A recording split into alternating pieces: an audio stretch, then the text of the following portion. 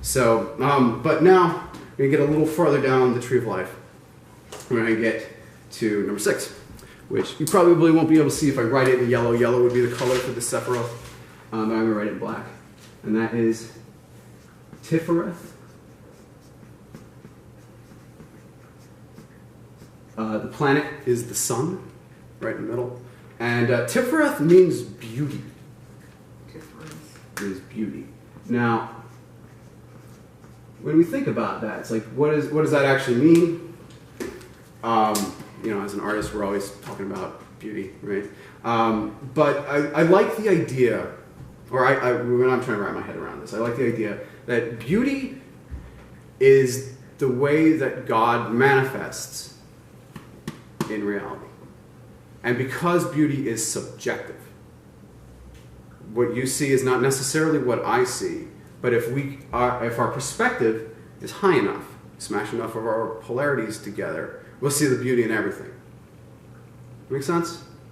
Okay, so that's the way you can kind of think about this. Now, another way, like, it's the sun, right? So the sun, we said, represents the self. The sun sits in the middle of the solar system. The sun is the seat of most of your, deities. Certainly your solar deity. Certainly, we would put them here in this Sephiroth, and that would, include your, Horus, but it would also include your Christ figure. Christ would sit in this What spot. Is that? Well, all right. So this is where we put the sun here, right? We did that last time, but symbol for the sun. And the idea for this, all right. So we were talking about the tetragrammaton, right? The 4-lettered word of God, Yod He Vav He. The pentagrammaton would be here, the 5-lettered word of God, Yod He Shin Vav. So Yeshua, or Jesus, right? In that it is still the tetragrammaton, Yod He Vav He, with the Shin in it, the fire of God in the heart. That we are the Christ. This is where you find your Christ consciousness. And when this is where I'm getting to, because I want to talk about the Holy Guardian Angel, or the HGA. It's a concept we use in magic to talk about our higher selves. Like everybody talks about the higher self in one way or another, right? But the idea is that sort of your shed of a lot of this ego is who you are, and it's the you that you've always been, regardless of how many lives you've lived. You believe in reincarnation, that kind of stuff. It's the you that's always been you. It is the true will that we try to do. When we're talking about that, we're trying to be in cahoots with ourselves, in collusion with our higher self, in that we are doing God's will when we are doing that. I am the way, the truth, and the life, and none shall come unto the Father except through me, through the Christ consciousness. In that, you need to bring the fire in. Okay, does that make sense? Am I losing you guys? I know it's a little esoteric. All right, so we're talking about the HGA, the higher self, true will. All right, so then I guess we get to the point where we talk about sin, right? Sin. What does that mean, or whatever? We can look at a lot of the sort of right-hand path religions. They have a very, they got whole books full of what sin is, right? But ultimately, what we would say is, sin, when you look at the word, what the word means, it means miss the mark, right? Miss the mark. Does that mean that you didn't hit a bullseye, or does that mean you didn't hit the target? Does that mean, so the idea is that we're always aspiring.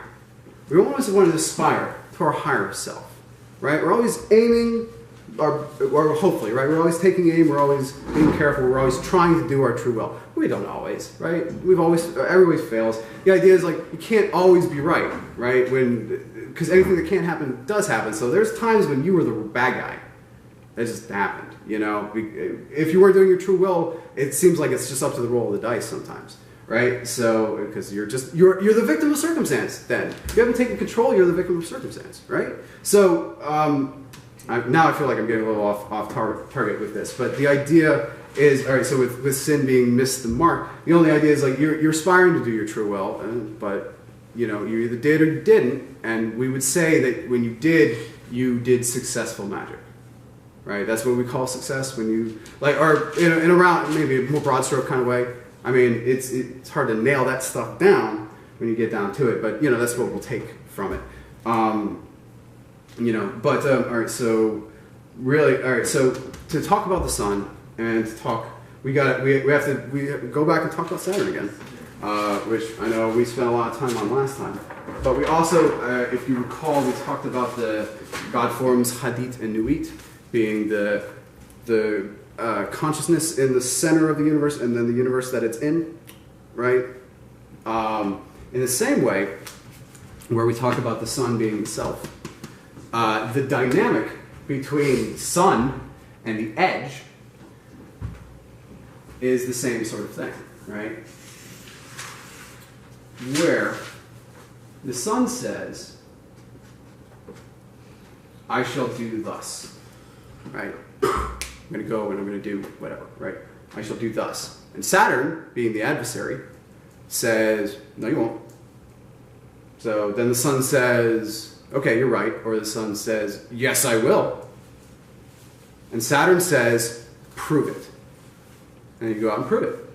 You either succeed or you fail, or you learn or you didn't. It's all one process. But the dynamic, it's not so much that, so like because remember, all these are nested eggs within each other. We have this dynamic, this nested egg dynamic of, in a way, you versus the universe, in a sense, right? You going forth and attempting to overcome obstacles, because without obstacles, there would be nothing to succeed with, right? But that's also where we can talk about the idea of the black sun, right? The idea of like, all right, so when the sun says, I shall do thus, prove it, and you don't prove it, and you keep failing, and your light dims and dims and dims, right? You lose hope. You stop trying. And the sun is eclipsed by the darkness of Saturn. Did Saturn want that? I don't know. Were you trying hard enough? I don't know. Right? But that's the idea when we talk about the black sun, despair. That's the dynamic falling into, which we don't want, right? Why would we want that? I don't think Saturn wants that either, right? We're all part of this one big system, right? What is it? Anyway, maybe that's, it's a little too they're a little too, I don't know, personal. So we were talking about, right, so we were talking about the solar deities, we were talking about this dynamic. So, all right, so when we said we were down here and God was up here, what's cool about Tiphereth is we kind of put it as the place where man's general, without special aid or whatever, where man's highest self and God's lowest self meet as the true will, or our higher self, or our holy guardian angel. Where they meet is in Tiphereth. That's why we ascribe Tiphereth to the heart chakra. It's the uniting chakra, right? It brings everything together. It makes sense for that to be there. And then, so what we're talking about when we're talking about visualization, and we're talking about actually doing magic when it's time to do magic, when it's time to call down our astral temple, so to speak. We're describing a circle. Essentially what we're doing, you can almost think about it like we're accordioning the tree of life to one spot. Either, Hokmah, maybe you want to put it in Hokmah, maybe you want to put it in Tiphereth. The idea is that you're calling down the astral into this space. Overlapping, right? Tightening the nested dolls, right? So that they overlap. It's wall one action, right? Okay, so we were talking about, all right, so we actually did that. All right, so, and again, I think we did touch on it on the last class where I kind of hinted at seeing the hero's journey in the Zodiac. This dynamic is also essentially the hero's journey, right? Because the sun travels through the Zodiac, right? So he has, you could subdivide all your different challenges, I guess, or whatever, by that dynamic. But that's actually probably a good place for us to take a quick break. And I think we'll pick up in a couple minutes if that's cool.